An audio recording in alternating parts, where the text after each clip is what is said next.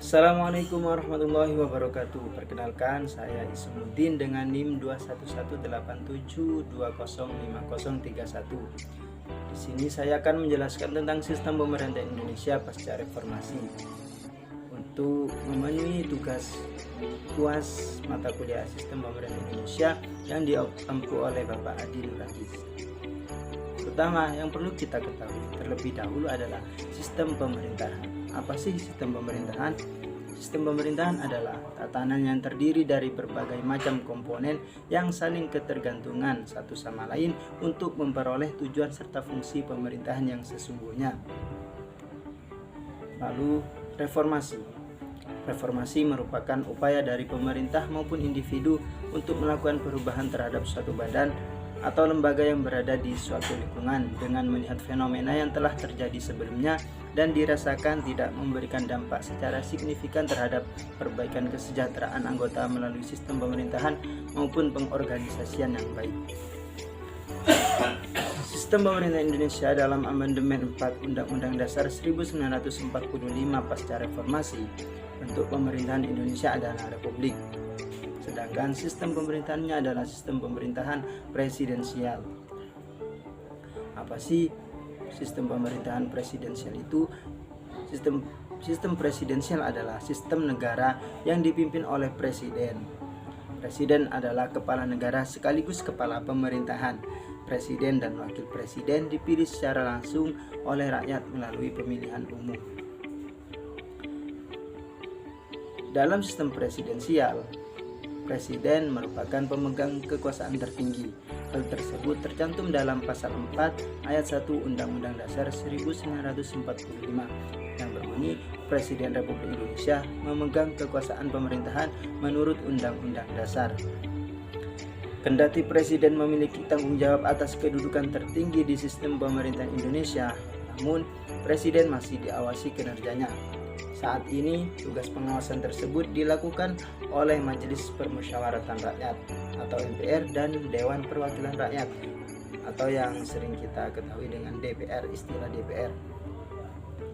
Penerapan yang terkesan membatasi kewenangan presiden ini memiliki latar belakang dan sejarah di masa lalu, di mana presiden di Indonesia pernah menjadi kedudukan tunggal yang amat kuat. Selanjutnya, kekuasaan yang ada di dalam sistem pemerintahan presidensial dibagi menjadi 3 lembaga. Yang pertama adalah lembaga legislatif, di mana lembaga legislatif yakni lembaga yang memiliki kekuasaan untuk membentuk undang-undang. Lembaga legislatif ini beranggotakan MPR, DPR, dan DPD. Selanjutnya ada lembaga eksekutif, di mana lembaga yang memiliki kekuasaan untuk menjalankan undang-undang untuk menjalankan pemerintahan dalam negara tersebut. Dalam hal ini dilakukan oleh presiden, wakil presiden, dan para menterinya. Dan yang ketiga adalah lembaga yudikatif. Lembaga yang memiliki kekuasaan untuk mengadili setiap adanya pelanggaran dalam pelaksanaan undang-undang tersebut. Dalam hal ini dilaksanakan oleh Mahkamah Agung, Mahkamah Konstitusi, dan Komisi Yudisial.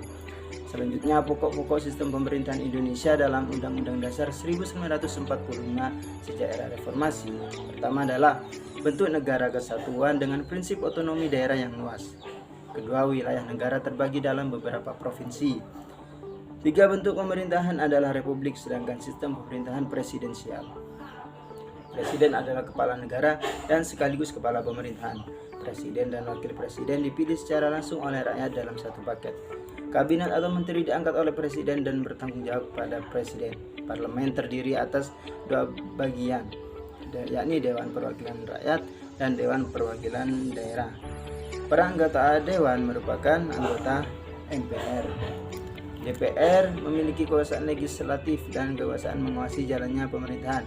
Dan yang terakhir adalah kekuasaan yudikatif dijalankan oleh Mahkamah Agung dan badan peradilan di bawahnya. Kemudian, modifikasi sistem pemerintahan presidensial di Indonesia pasca era reformasi.